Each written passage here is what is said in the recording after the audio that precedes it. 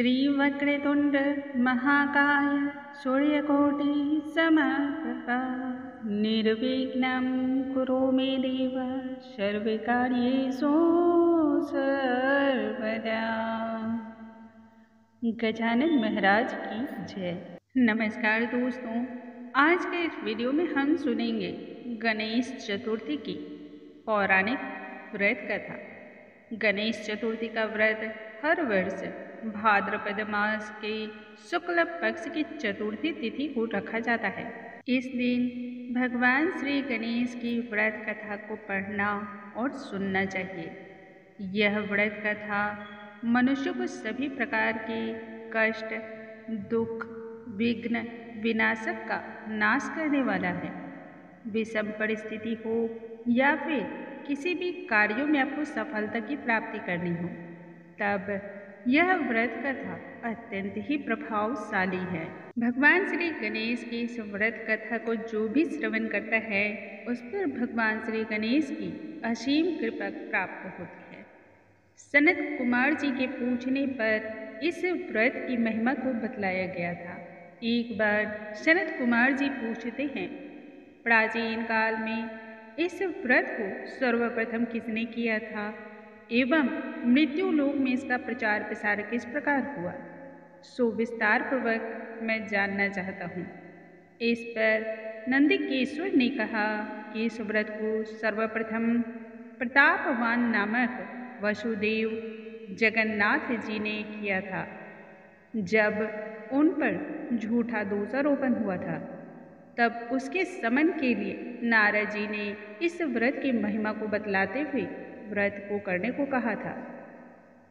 सनत कुमार ने विस्मित होते हुए पुनः प्रश्न किया, हे नंदिकेश्वर, हे श्री कृष्ण, सर्वगुण संपन्न ऐश्वर्य युक्त आप भगवान हैं। सृष्टिकर्ता, पालनकर्ता एवं संहारक आप ही हैं। फिर अव्यय, अप्रेममय, निर्गुण एवं सगुण हैं।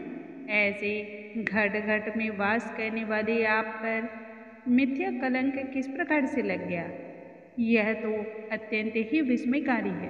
हे नंदिकेश्वर, आप इस उपाख्यान का कृपा कर वर्णन करें। तब नंदिकेश्वर कहने लगे, पृथ्वी का भार हरण करने के लिए भगवान विष्णु और बलराम जी ने वसुदेव के पुत्र रूप में अवतार को ग्रहण किया। मगध सम्राट जरासंध के बार बार आक्रमण करने के कारण श्री कृष्ण ने विश्वकर्मा द्वारा समुद्र में स्वर्ण निर्मित एक पुड़ी, जिसे द्वारकापुरी के नाम से जाना गया, उसका निर्माण करवाया। उस द्वारकापुरी में 16,000 रानियों के लिए 16,000 सुंदर महलों का निर्माण कराया गया। उन रानियों के निवास के उपभोग के निमित्त पारिजात वृक्ष का उसमें आरोपण कराया गया। इसके अतिरिक्त 56 करोड़ यादवों के लिए 56 करोड़ भवनों की व्यवस्था तथा अन्य प्रकार के सभी सुखों को ध्यान रखते हुए उसमें उसका भी प्रबंध कराया गया। चारों ही ओर आनंद ही आनंद था। त्रिलोक्य में उपलब्ध होने वाली जितनी भी वस्तुएं थी, सभी का वहाँ पर संग्रह किया गया था। उस द्वारकापुरी में उम्र नामक यादव के सत्राजीत और प्रसेन नामक 2 पुत्र हुए। समुद्र तट पर स्थित भाव से सूर्य नारायण को प्रसन्न करने के लिए वीर्यवान सत्राजित ने तपस्या की। वे निराहार होकर के सूर्य की ओर एक टकरी बांध करके आराधना करने लगे। इससे भगवान सूर्य प्रसन्न होकर के सत्राजित के समक्ष प्रकट होते हुए उन्हें दर्शन देते हैं। सत्राजित तब भगवान सूर्य की स्तुति करने लगा, हे तेजपुंज, हे स्वतः प्रकाशवान, आपको मेरा बारंबार नमस्कार है। हे ग्रहराज, हे चंद्रमा को प्रकाशित करने वाले देव, हे वेद त्रयी स्वरूप, आपको मेरा बारंबार नमस्कार है। कृपया कर आप मेरे ऊपर प्रसन्न होइए। सत्राजित की स्तुति से भगवान सूर्य अत्यंत ही प्रसन्न होकर के मधुर वाणी में कहने लगे, मैं तुम्हारे ऊपर बहुत अधिक प्रसन्न हूँ। अतः तुम्हारी जो भी अभिलाषा हो वह इच्छित वर मांग लो।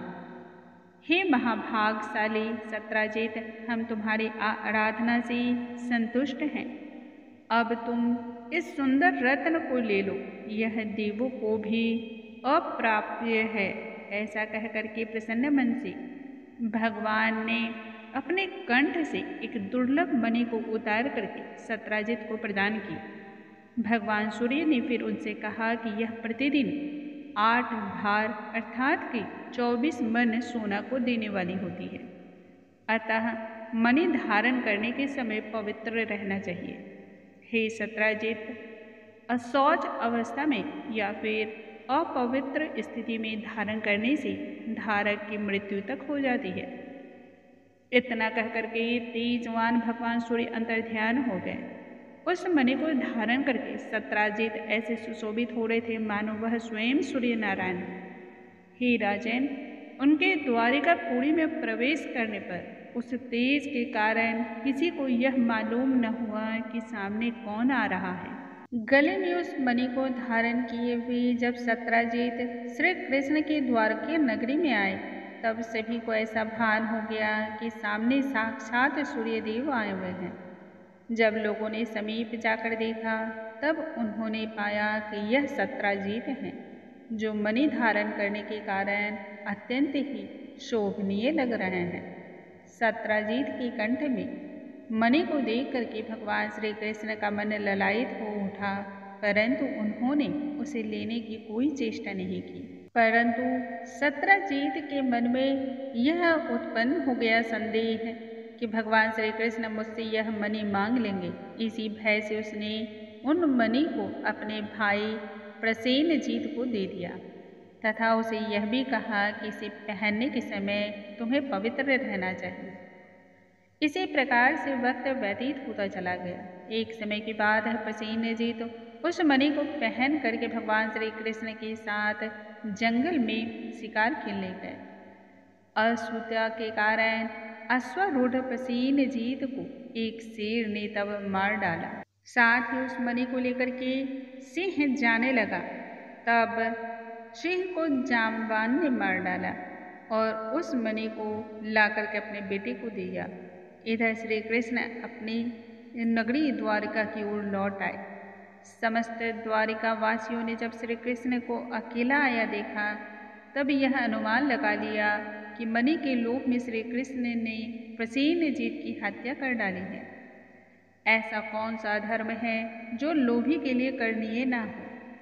लोभी तो अपने गुरुजनों का भी वध कर देता है। यह चारों तरफ से चर्चा होने लगी। झूठे दोषारोपण के कारण श्री कृष्ण के मन में बड़ा अधिक दुख और पीड़ा हुआ तथा बिना किसी से कुछ भी कहे वह नगरी से बाहर की ओर चल पड़े।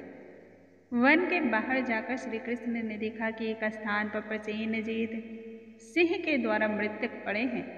सवारी के साथ प्रसेनजीत के पद चिन्हों के सहारे वह उस स्थान पर गए। जाम्बान ने सिंह को मारा था और उसी रक्त बिंदु के आधार पर श्री कृष्ण गुफा में घुस गए, जहाँ काफी अधिक अंधेरा और बहुत ही भयंकर स्थिति थी। अतः प्रजाजनों को गुफा के द्वार पर ही श्री कृष्ण ने आदेश दिया कि तुम सभी को यहीं पर रुकना चाहिए, और उस गुफा में भगवान श्री कृष्ण अकेले ही प्रविष्ट हुए। अपने तेज से अंधकार को दूर करते हुए जब भगवान उस गुफा में 400 कोस की दूरी तक चले गए, तब एक रमणीय स्थान को देखा। उस रमणीय स्थान पर अत्यंत ही भव्य एक महल था। वहाँ पर जाम्बान का पुत्र सुंदर से पालने में झूल रहा था और पालने में ही मणि रत्न लटक रहे थे। श्री कृष्ण उस अद्भुत मणि को लेने के लिए निकट ही खड़े हो गए। रूप लावण्य से पूर्ण कमल नयनी किशोरी उस पालने को झुला रही थी और मंद मंद अपनी मुस्कान को बिखेर रही थी।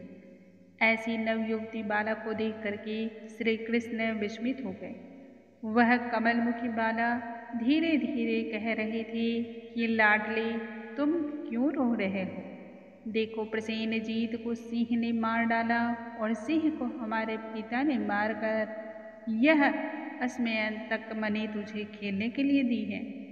भगवान श्री कृष्ण को देख करके वह कामातुर होकर के धीरे धीरे प्यार भरी बात कहने लगी कि मेरे पिता की दृष्टि पड़ने से पहले ही आप यहाँ से चले जाइए। इस पर भगवान श्री कृष्ण ने अपने शंख को फूंका। शंखनाद होने से जामवान जाग गया और फिर भगवान श्री कृष्ण और जामवान में युद्ध होने लगा। इस युद्ध के दृश्य से चारों ही तरफ चित्कार मच गई। गुफा के सभी प्रजा आश्चर्यचकित थे। उधर गुफा के द्वार पर भगवान श्री कृष्ण की प्रतीक्षा कर रहे परिजन उन्हें मृत्यु समझ करके 7वें दिन द्वारकापुरी लौट गए। वहां पहुंच करके उन लोगों ने भगवान श्री कृष्ण के मृतक कर्म को कर डाला। इधर गुफा के अंदर भगवान श्री कृष्ण और जामवान में 21 दिनों तक लगातार युद्ध होता रहा। धीरे धीरे जामवान छिन्न होते गए। तब त्रेता युगों की बात को स्मरण करके जामवान ने भगवान श्री कृष्ण को पहचानते हुए कहा, हे देव, मैं सभी देवों, यक्षों, गंधर्वों, नागों, दैत्यों, पिशाचों और मरुदगणों से अपराजयी हैं। वे लोग मेरे पराक्रम के समक्ष टिक भी नहीं सकते हैं, परंतु आपने मेरे ऊपर विजय को पाया है। इससे यह निश्चित है कि आप देवाधिदेव ही हैं। मैं समझ गया कि यह तेज सिर्फ और सिर्फ भगवान विष्णु का है। इतना बल किसी और में नहीं हो सकता है। आपने ही सेतु बांधकर अपने यश को उज्जवल किया और सैन्य दल के साथ लंका पर आक्रमण किया तथा राक्षसों का अपने बाणों के द्वारा सिर छेदन किया। आप वही राम हैं। जब जामवान ने पहचान लिया तब उसने देवकी नंदन को प्रणाम किया तथा भगवान श्री कृष्ण से वह कहने लगे। भगवान श्री कृष्ण तब जामवान के मस्तक पर अपना कल्याणकारी हाथ फेरते हुए प्रेम पूर्वक कहते हैं, हे जामवान, इसी मणि के कारण मेरे ऊपर झूठा कलंक लगा है। उसी कलंक के निवारण के लिए मैं यह मणि प्राप्त करने के लिए गुफा में आया हूँ। तब जामवान ने भगवान श्री कृष्ण से कहा, हे प्रभु, आप तो सभी का कल्याण करते हैं। कृपया कर मेरी कन्या के साथ पानी ग्रहण करें। इसके बाद भगवान श्री कृष्ण के साथ उसने अपने पुत्री का विवाह कर दिया। साथ ही वह मणि भी प्रदान की। मणि को लेकर के तथा कन्या को लेकर के प्रसन्न मन से श्री कृष्ण द्वारकापुरी आ गए। पूरे द्वारकापुरी में हर्ष उल्लास की कोई सीमा न रही। चारों ही ओर उत्सव मनाया जाने लगा। भगवान श्री कृष्ण प्रसन्न होकर के तब सुदामा के साथ यादवों की सभा में गए। वहां जाकर उन्होंने मणि के गायब होने और उसके पुनः प्राप्त होने की सारी घटना कह सुनाई। इस तरह से मणि उन्होंने उन सभी को प्रदान कर दी, जिससे भगवान झूठे कलंक से मुक्त हो गए। सत्राजित बुद्धिमान थे। मणि पा करके उन्हें लज्जा हुई, जिसके फलस्वरूप उन्होंने अपनी कन्या सत्यभामा का विवाह भगवान श्री कृष्ण के साथ संपन्न करा दिया गया। एक बार की बात है, भगवान श्री कृष्ण कहीं गए हुए थे और उनकी अनुपस्थिति में पापात्मा शतधन्वा ने सत्राजित की हत्या करके मणि को अपने कब्जे में ले लिया। श्री कृष्ण के लौटने पर जब सत्यभामा ने उन्हें सारी बात कह सुनाई, तब पुनः यह चर्चा हो गई कि श्री कृष्ण भीतर से तो काले हैं, ऊपर से सीधे दिखाई देते हैं। इस मिथ्या दोषारोपण से पुनः भगवान श्री कृष्ण बेचैन हो उठे और उन्होंने बलदेव से कहा, शतधन्वा ने ही सत्राजित का वध कर डाला है मणि के लोक में, और वह अब पलायन करने वाला है। शतधन्वा ने ही सत्राजित की हत्या करके मणि का हरण किया है, इसमें कोई संदेह नहीं है। उधर जब शतधन्वा को यह मालूम हुआ, तब उसने भय में आकर के मणि को अक्रूर को दे दिया। मणि देने के पश्चात वह दक्षिण दिशा की ओर भाग पड़ा। तब भगवान श्री कृष्ण और बलराम उसका पीछा करते हुए 100 योजन के बाद उसके घोड़े को मार डाले। तब वह पैदल ही भागने लगा। पुनः भगवान श्री कृष्ण ने उसे पकड़ा और उसका वध कर डाला। मणि के लिए इच्छुक श्री कृष्ण ने रथ पर आरूढ़ बलदेव से कहा, हे भैया, मणि तो उसके पास नहीं है। श्री कृष्ण की बात से बलराम ने रुष्ट होते हुए कहा, कृष्ण, तुमने सदैव से कपटपूर्वक व्यवहार किया। तुमसे बढ़कर लालची और पापी दूसरा कोई अन्य व्यक्ति नहीं है। बड़े ही खिन्न मन से भगवान श्री कृष्ण द्वारकापुरी मुरझाए हुए चेहरे के साथ वापस आ गए। इधर अक्रूर भी तीर्थाटन के लिए द्वारकापुरी से निकल पड़े। उन्होंने काशीपुरी में आकर के यज्ञपति भगवान के लिए विष्णु योग किया। अक्रूर ने उस मणि के द्वारा दैनिक स्वर्ण प्राप्ति के द्वारा सभी लोगों को दक्षिणा देकर के उन्हें संतुष्ट किया और विभिन्न प्रकार के देव मंदिरों का निर्माण कराया। सूर्य द्वारा प्रदत्त उस मणि को सदैव अक्रूर पवित्रता के साथ धारण करते। मणि के प्रभाव से वह जहाँ जहाँ भी रहते वहाँ ना तो अकाल पड़ता और ना ही किसी भी प्रकार का रोग। भगवान श्री कृष्ण तो सर्वज्ञाता थे, अतः सभी बातों से वह भिज्ञ थे। बार बार इतने कलंक को देखते हुए एक दिन भगवान श्री कृष्ण सोचने लगे, मणि के कारण ना जाने कितने प्रकार के दोष उत्पन्न हुए और उन पर भी कलंक लग गया। भगवान द्वारा अभ्यर्थित होकर के एक दिन वहाँ पर नारद मुनि पहुँचे थे। तब आसन पर बैठकर सुखपूर्वक मुनि कहने लगे, हे प्रभु, आप इतने खिन्न क्यों दिखाई पड़ रहे हैं? किस चिंता में हैं? तब भगवान श्री कृष्ण ने कहा, हे देवर्षि नारद, मुझे बार बार कलंक का अकारण ही सामना करना पड़ रहा है, जिस कारण मैं पश्चाताप में हूँ। इसलिए मुझे इस चिंता से मुक्ति का आप उपाय बतलाएं। तब नारद जी ने कहा, हे देव, आप पर लगने वाले कलंक के कारण को मैं जानता हूँ। आपने भादु सुदी चतुर्थी को चंद्र दर्शन किया है, इसलिए आपको बार बार कलंकित होना पड़ रहा है।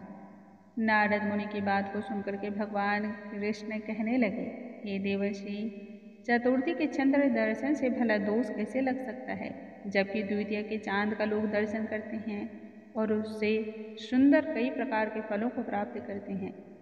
नारद जी तब कहने लगे, स्वयं गणेश जी ने दर्शनीय रूप वाले और अपने सुंदरतम रूप पर गर्व करने वाले चंद्रमा को श्राप दिया कि चतुर्थी के दिन जो भी तुम्हारे दर्शन करेंगे, समाज में उन्हें व्यर्थ ही निंदा का पात्र बनना पड़ेगा। तब श्री कृष्ण ने कहा कि भगवान श्री गणेश ने क्यों चंद्रमा को यह श्राप दिया है। इस पर नारद जी कहने लगे, प्राचीन काल में ब्रह्मा, विष्णु और शिव ने मिलकर के गणेश जी को अष्ट सिद्धि तथा नवनिधि को पत्नी स्वरूप प्रदान किया। तदंतर शास्त्रोक्त विधि से गणेश जी की पूजा करके उन्हें संपूर्ण देवों में अग्रणी बनाकर प्रजापति ब्रह्मा जी उनकी स्तुति करने लगे। ब्रह्मा जी ने कहा, हे हाथी सदृश मुख वाले, हे लंबोदर, हे गणपति, समस्त विद्याओं के अधिपति, हे विघ्न विनाशक, हम लोग भक्तिपूर्वक आपको नमस्कार करते हैं, लड्डू चढ़ा करके आपका पूजन करते हैं। आप सभी प्रकार के विघ्नों और कष्टों को दूर कर लें। इसमें किसी भी प्रकार की कोई संशय नहीं कि जो भी देवता या दानव आपकी पूजा करेगा उन्हें सफलता प्राप्त नहीं होगी। मुझ में इतना सामर्थ्य नहीं कि मैं आपकी स्तुति कर सकूं। ब्रह्मा जी के मुख से ऐसी स्तुति को सुन करके गणेश जी तब ब्रह्मा जी से कहने लगे, हे जगत के रचयिता, आप मुझसे इच्छित वर मांग लीजिए, मैं अवश्य ही पूर्ण करूँगा। तब ब्रह्मा जी कहने लगे, हे प्रभु, सृष्टि की रचना काल में मुझे किसी भी प्रकार की कोई बाधा ना हो, निर्विघ्न यह कार्य होता रहे। भगवान श्री गणेश ने तब तथास्तु कह दिया। ब्रह्मा जी अभिष्ट वरदान को पा करके अपने लोक चले गए। उधर भगवान गणेश भ्रमण करते हुए सत्यलोक से चल करके अपना अद्वितीय रूप धारण करते हुए आकाश मार्ग से चंद्रलोक जा पहुँचे, जहाँ रूपशाली चंद्रमा ने गणेश जी के रूप को देख करके उन पर हास्य किया। उनकी लंबी सूंड, सूप के समान कान, लंबे दांत, भारी भरकम तोंदीला पेट, चूहे के वाहन पर आसीन इस विस्मयकारी रूप को देख करके रूप से गर्वित चंद्रमा को हंसी आ गई, जिससे भगवान श्री गणेश कुपित होकर के चंद्रमा को श्राप दे दिए कि तुम दर्शनीय एवं सुंदर रूप वाले मुझे देख करके हंस रहे हो। तुम अपने गर्भ में चूर हो रहे हो। जल्द ही तुम्हें इसका परिणाम भुगतना पड़ेगा। आज शुक्ल चतुर्थी का दिन है। इस दिन कोई भी व्यक्ति यदि तुम्हारे मुख को देखेगा तब उसे कलंकित होना पड़ेगा। नारद जी कहते हैं, हे श्री कृष्ण, इस भीषण शाप को सुनकर के विश्व में हाहाकार मच गया और चंद्रमा का मुख मलिन हो गया। वे जल में प्रविष्ट हो गए। उसी दिन चंद्रमा अपना स्थान जल में बना करके रहने लगे। इधर देवता, ऋषिगण, गंधर्व निराश और दुखी होकर के देवराज इंद्र के नेतृत्व को लेकर के पितामह ब्रह्मा जी के लोक में गए। वहाँ ब्रह्मा जी को प्रणाम करके उन सभी ने चंद्रमा के वृत्तांत का वर्णन किया, साथ ही इसके निवारण हेतु उपाय पूछा। इस पर ब्रह्मा जी ने उन सभी को कहा कि आप सभी को भगवान श्री गणेश की शरण में ही जाना चाहिए। वे ही चंद्रमा को शाप से मुक्त कर सकते हैं और वे ही इसका उपाय बतला सकते हैं। ब्रह्मा जी ने कहा, गणेश जी का पूजन विशेषतः कृष्ण चतुर्थी को रात्रि में यत्न पूर्वक करना चाहिए तथा शुद्ध घी में मालपुआ लड्डू बना करके भोग लगाएं। ब्राह्मणों को दान स्वरूप गणेश जी की स्वर्णमयी प्रतिमा दान करें। यथाशक्ति दान दक्षिणा करें। ऐसा करने से कभी किसी प्रकार का कोई दोष उत्पन्न नहीं होगा। पूजन व्रत विधि को बतला करके सब देवताओं ने देवगुरु बृहस्पति को भेजा और उन्होंने चंद्रमा के पास जाकर ब्रह्मा जी के द्वारा बतलाई गई विधि को सुनाया। तब चंद्रमा ने विधि विधान के अनुसार भगवान श्री गणेश का व्रत और पूजन किया, जिससे भगवान श्री गणेश प्रसन्न हो गए। भगवान श्री गणेश को क्रीड़ा करते हुए देख करके चंद्रदेव उनकी स्तुति करने लगे। उनकी स्तुति से भगवान श्री गणेश प्रसन्न हो गए। चंद्रमा भगवान श्री गणेश से कहने लगा, मैं इस बात के लिए बहुत क्षमा प्रार्थी हूँ कि मैंने आपका उपहास किया। आप मुझ पर कृपा कर प्रसन्न हो। चंद्रमा की स्तुति से तब भगवान श्री गणेश हंसते हुए मेघ के समान गर्जना करते हुए कहने लगे, हे चंद्रमा, मैं तुम पर प्रसन्न हूँ। तुम जो भी इच्छित वर हो वह मांग लो। तब चंद्रमा ने कहा कि मेरा दर्शन करके लोग पुनः पवित्र हो जाएं और पूर्ववत व्यवहार करने लगे। बस इतना सा ही आप मुझ पर कृपा करें। यह सुनकर के गणेश जी ने कहा, हे चंद्र, मैं इसके बदले दूसरा वरदान तुम्हें दे सकता हूँ, किंतु यह वरदान नहीं दे सकता। विघ्नेश्वर गणेश जी के इन वचन को सुन करके ब्रह्मादि आदि देवता भयभीत होकर के गणेश जी की प्रार्थना करने लगे। तब गणेश जी कहने लगे, जो भादो सुदी चौथ को चंद्रमा का दर्शन करेंगे उन्हें मिथ्या कलंक अवश्य ही लगेगा, इसमें कोई संदेह नहीं।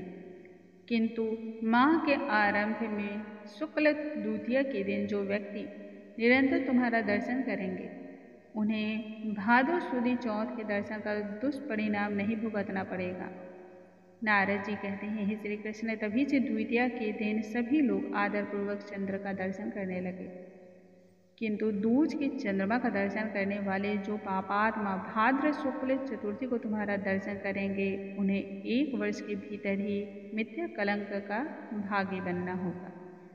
इसके पश्चात चंद्रमा ने गणेश जी से पुनः पूछा, यदि ऐसी घटना घटित हो जाए तब इसका उपाय क्या है?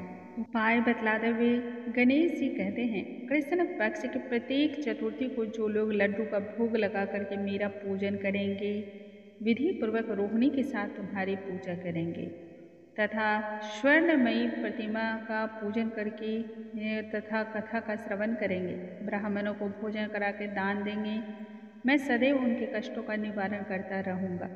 यदि स्वर्णमयी प्रतिमा निर्मित कराने की क्षमता न हो तब मिट्टी की प्रतिमा को बना करके सुगंधित विभिन्न प्रकार के पुष्पों द्वारा मेरी पूजन करें। इस प्रकार से यदि कोई भी व्यक्ति करता है तब उसके कार्य निर्विघ्न मैं पूरा करता रहूँगा। ऐसे व्यक्ति को सदा ही विजय, हर कार्य में सिद्धि, धन धान्य विपुल संतति मैं देता रहूँगा। इतना कह करके सिद्धि विनायक गणेश जी अंतर्ध्यान हो गए। नारद जी कहने लगे, हे श्री कृष्ण, आप भी इस उत्तम व्रत को करके कलंक से मुक्ति प्राप्त होइए।